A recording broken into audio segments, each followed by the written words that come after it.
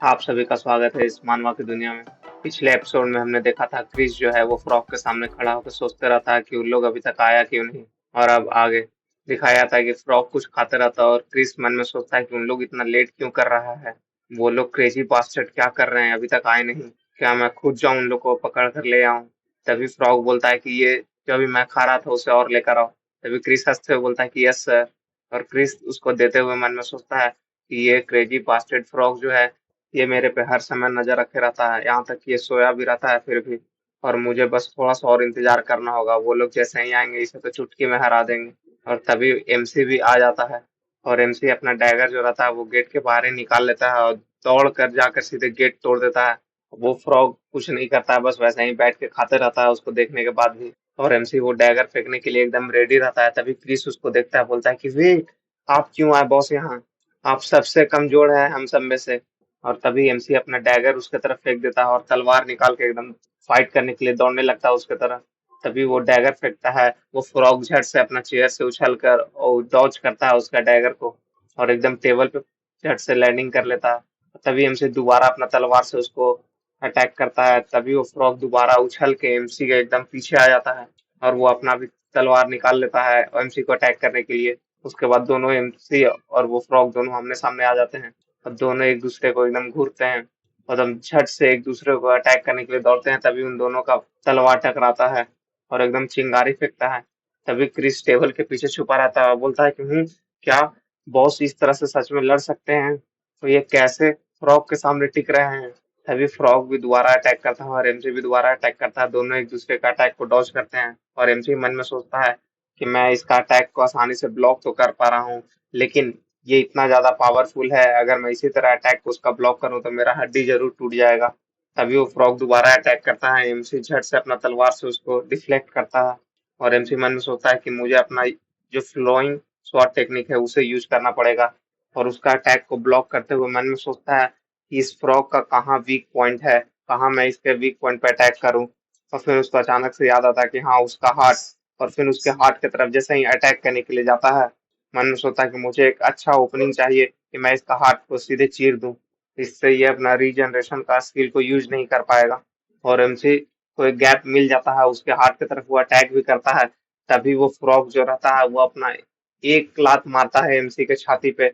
MC एकदम दूर हवा में फेंकाता है और क्रिस एकदम चौंक जाता है, बोलता है कि अरे, इसने एक हिट एकदम सामने ले लिया और ये बेहोश भी हो गया है, जल्दी से इसे उठना होगा। और कसकर चिल्लाता है बॉस। और तभी वो फ्रॉग एमसी की तरफ बढ़ने लगता है और बोलता है कि तुम्हारी हिम्मत कैसे हुई मेरे हार्ट पे निशाना लगाने की। और फ्रॉग एकदम गुस्सा में एकदम देखते रहता है और मन में सोचता है कि सब लोग हम लोग को फ्रॉग बोलते हैं क्योंकि हम लोग दूसरा का स्किल को रीड कर सकते हैं और वो कहाँ तक अपना टैलेंट को ले जा सकता है। और एमसी की तरफ देख के मन में सोचता है, लेकिन मैं इसे बिल्कुल समझ नहीं पा रहा हूँ।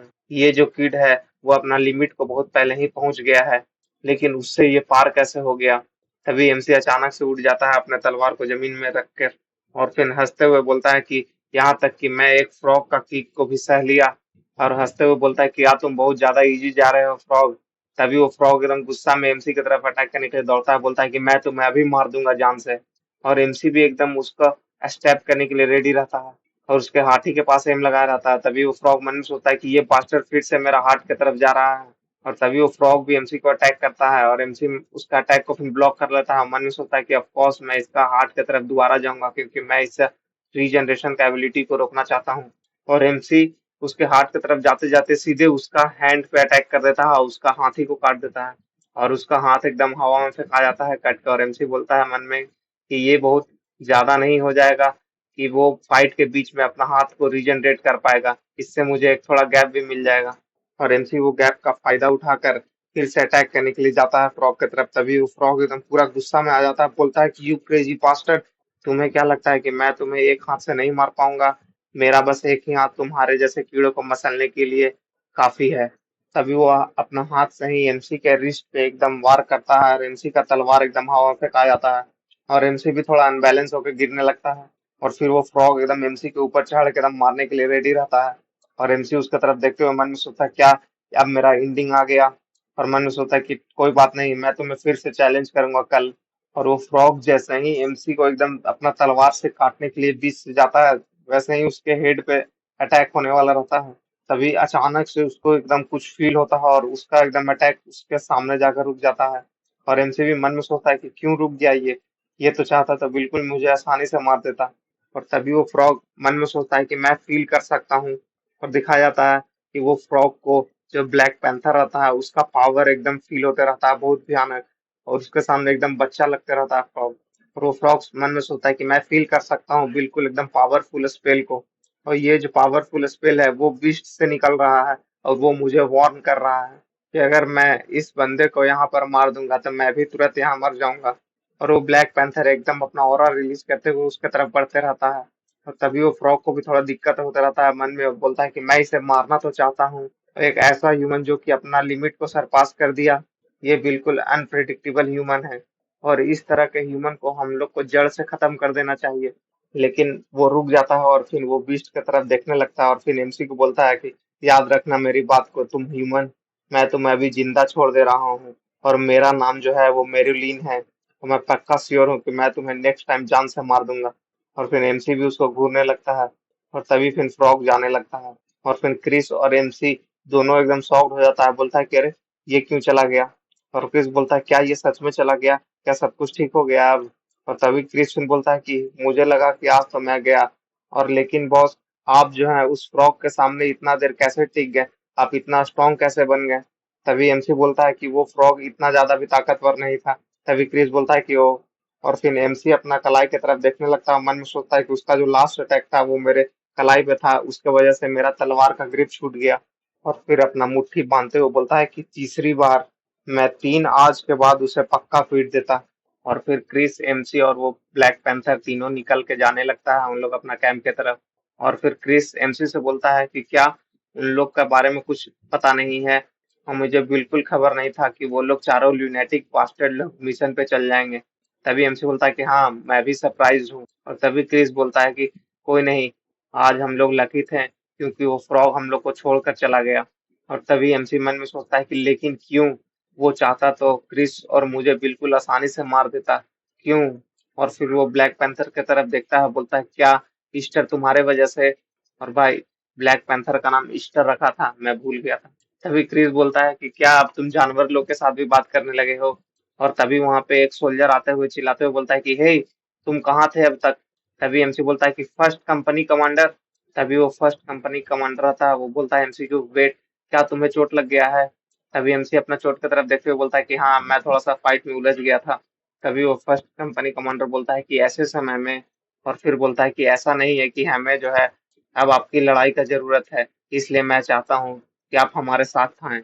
और यह जो क्वेश्चन है वो आपके ही कंपनी कमांडर ने पूछा है। और तभी एमसी मन में सोचता है कि वो एल्फ कमांडर जो है वो।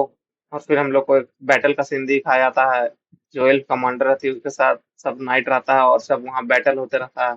और वो एल्फ जो कमांडर रहती है वो बोलती है कि मैं देख रही हूँ कि ये सब जो आदमी लोग हैं इन्हें सब ल्यूनेटिक क्यों कहते हैं। और दिखाया जाता है कि जो रिम रहता है वो सबको अपना कुल्हाड़ी से मारते रहता है एकदम जान से। और सबको मारते हुए सबका काउंटिंग भी करते रहता है कि 1 2 3। और उसी तरह सबको मारते हुए रहता है और स्वैग में चलते रहता है, बोलता है कि आज के लिए बस हो गया। लेकिन उसके सामने जो एक और जो सोल्जर रहता है वो चिल्ला के बोलता है कि नहीं जाओ, अभी और भी बचे हुए हैं, जाकर मारो। तभी रिम एकदम पागल सा शक्ल बनाते हुए बोलता है कि नहीं आज के लिए काफी हो गया।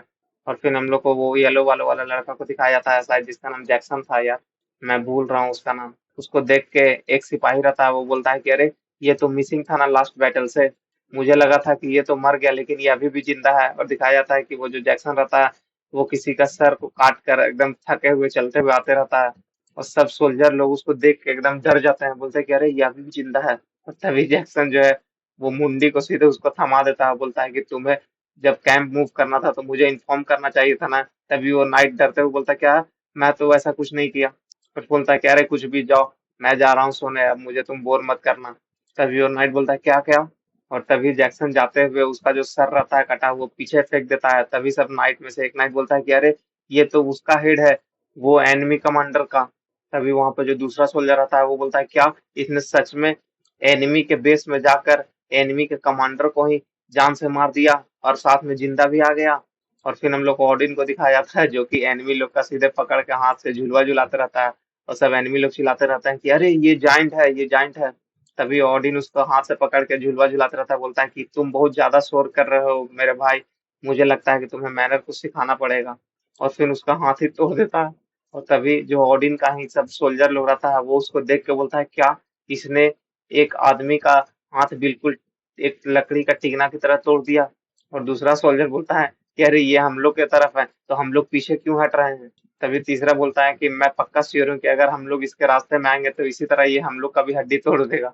और फिर हम लोग को रंगा को दिखाया जाता है, वो एनिमी का सोल्जर लोग का अटैक को डॉज करते रहता है। और वो एनिमी बोलते रहता है कि क्यों क्यों, कैसे ये इतना आसानी से मेरा अटैक को डॉज कर ले रहा है, बस एक कट लग जाए इससे। और रंगा एकदम बिल्कुल कूल स्टाइल में एकदम डॉज करते रहता है उसका अटैक को। तभी वो सोल्जर एकदम थक जाता है और रंगा उसको देख के बोलता है कि ओ, और वो सोल्जर वहीं पे थक के बैठ जाता है, बोलता है कि ओ, मैं इसे एक हिट भी नहीं लगा पाया। और इसी तरह वो हेल्थ कमांडर इन लोग को देख के एकदम मुंह बना लेती है। और फिर हम लोग को कैंप को दिखाया जाता है जिसमें वो एल्फ कमांडर और उसका लीडर बैठा रहता है। वो लीडर बोलता है, क्या तुमने कैसे मैनेज कर लिया वो अनकंट्रोलेबल बास्टेड को। तभी वो एल्फ कमांडर बोलते हैं कि उन लोग को लाना बहुत इजी पार्ट था। और दिखाया जाता है कि वो जो एल्फ कमांडर रहती है वो एमसी के सब स्क्वाड मेंबर के पास जाके बोलती है कि मैं जो चाहती हूँ कि तुम अपने लीडर का जगह को भरो। तभी वहां पे वो ऑरेंज बाल वाला लड़का जो रहता है, शायद उसका नाम हैरी था, हाँ हम लोग प्रिपेयर कर रहे हैं साथ में चलने के लिए।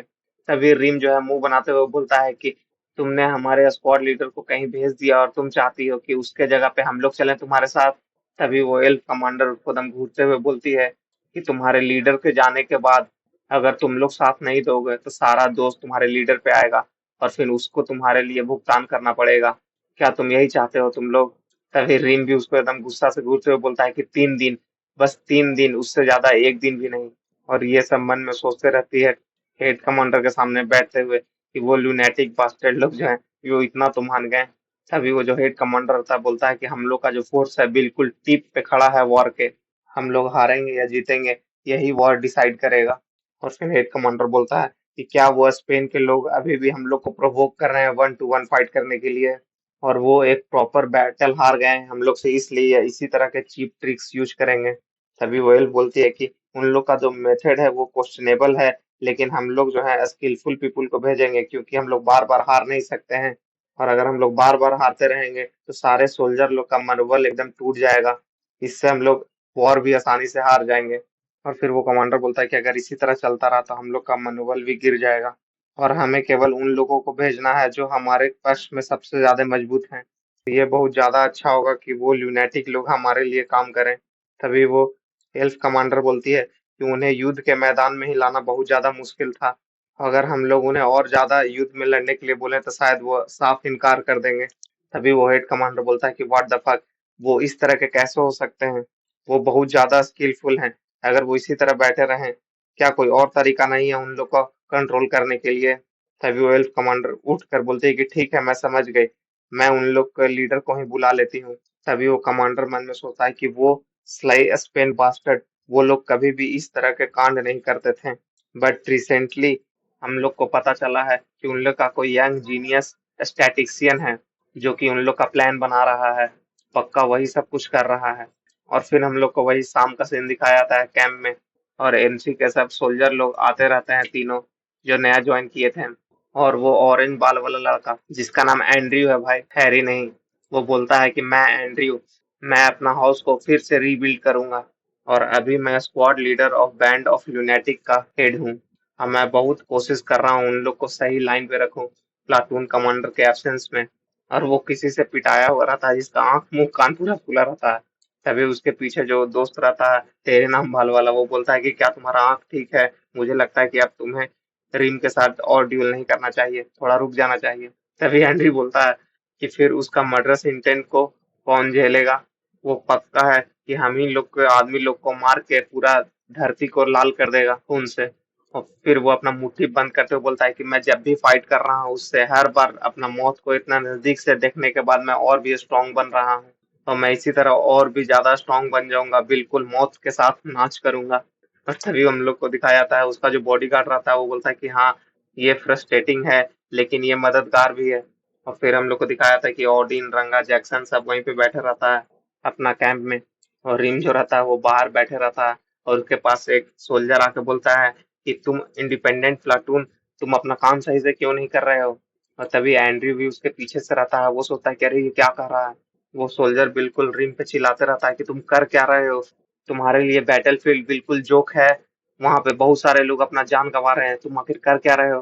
तभी एंड्रयू एकदम शॉक्ड हो जाता है, बोलता है क्या ये हाल ही में प्लाटून कमांडर अपॉइंट किया गया है, क्या इसका इच्छा है कि ये मरना चाहता है। और तभी एंड्रयू रेम के सामने आ जाता है, बोलता है कि सिर्फ हम लोग के कमांडर ही अलाउ किए गए हैं कि वो हम लोग पे ऑर्डर दे सकते हैं। तभी वो सोल्जर एकदम चिल्ला के उंगली दिखा के बोलता है कि तुम क्या कहना चाहते हो कमीने, कि तुम सिर्फ खुलेआम आराम करोगे। तभी रिम एकदम गुस्सा से उठ जाता है और मन में सोचता है क्या मैं इसका हाथ फोड़ दूं तो मुझे थोड़ा ज्यादा आराम मिलेगा।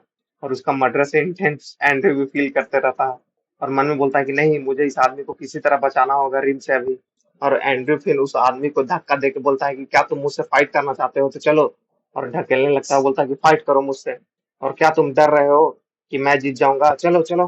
तभी फिर रिम वहीं पर रुक जाता है और मन में सोचता है कि ओ, इसे एंड्रयू बचा लिया, नहीं तो पक्का ही आज मेरे हाथ चढ़ जाता। और वो सोल्जर रहता है, वो चिल्ला के बोलता है कि चलो फॉलो करो मुझे, चलो चलो हम लोग फाइट करते हैं। और फिर रिम आसमान में देखता है और बोलता है कि वो आज बहुत ज्यादा बोरिंग लग रहा है। और फिर वो अपना कैंप में जाने लगता है, बोलता है कि आज का दिन बहुत ज्यादा बोरिंग है, अब कोई फन नहीं बचा यहाँ, और मुझे लगता है कि अब मुझे ये आर्मी का जॉब छोड़ देना चाहिए। और फिर वो ओडिन और रीम सबको देखता है कि बस एकदम उन लोग मायूस से बैठे रहते हैं। और जैक्सन भी बोलता है मन में कि बॉस, उसका अभी तक कोई न्यूज नहीं मिला, वो इतना ज्यादा लेट क्यों कर रहा है, क्या वो मर गया। और ओडिन भी अपना भगवान को प्रेयर करते रहता है, बोलता है कि कब आओगे तुम, अब कोई रीजन नहीं बचा हम लोग को यहाँ रुकने का। और रंगा भी सोचते रहता है कि अब लगता है कि मैं भी अपना सब कुछ सर्व कर दिया हूँ आर्मी में, अब मुझे और कुछ नहीं बचा है यहाँ काम करने के लिए, अब मेरे पास कोई भी रीजन नहीं है यहाँ रुकने के लिए। तभी रिम मन में सोचता है कि अगर आज रिटर्न नहीं किया वो, हम लोग सब एकदम मायूस हो जाता है एमसी के ना आने से, तो हम पक्का आज यहाँ छोड़ देंगे सब कुछ। तभी हम लोग को दिखाया जाता है कि एमसी जो है एकदम आ जाता है और वो एल कमांडर भी उसके सामने आ जाती है, बोलते हैं क्या तुम रिटर्न आ गए प्लाटून फियोन से। तभी एमसी और क्रिस दोनों चलते रहता है और एंड्रयू भी उन लोग को देखता है फाइट करते हुए। और जैसे ही वो अपने कैंप के गेट के सामने आता है सब, और एमसी बोलता है कि आई एम बैक। तभी रिम हल्का चौंक के उसको देखता है, बोलता है वाह। तभी एंड्रयू पीछे से एकदम पर्दा हटा के आता है, बोलता है कि बॉस, और एकदम रोने लगता है, तुम इतना लेट क्यों किए। और पूरा एमसी के एकदम कमर में लटक के एकदम रोने लगता है, बोलता है कि क्या तुम जानते हो कि मैं तुम्हें कितना चाहता हूँ, कितना इंतजार कर रहा था मैं तुम्हें, और मुझे कितना ज्यादा मुश्किल हुआ इन सब के पागलों के साथ रहने से। तभी रिम हंसते हुए बोलता है कि कम ऑन। और फिर उसका माथा पकड़ के पीछे करने लगता है, बोलता है कि who the hell are you to getting mess with me. और फिर सब कोई उसके सामने आ जाता है, वो बोलता है कि हे बॉस, तुम बहुत ज्यादा लेट किए। तभी एमसी बोलता है कि हाँ थोड़ा सा लेट हो गया। और गाइस जल्दी से जल्दी मेरे 1000 सब्सक्राइबर कर दीजिए, तभी मुझे और भी ज्यादा मोटिवेशन मिलेगा। और सब कोई वीडियो शेयर भी कीजिए।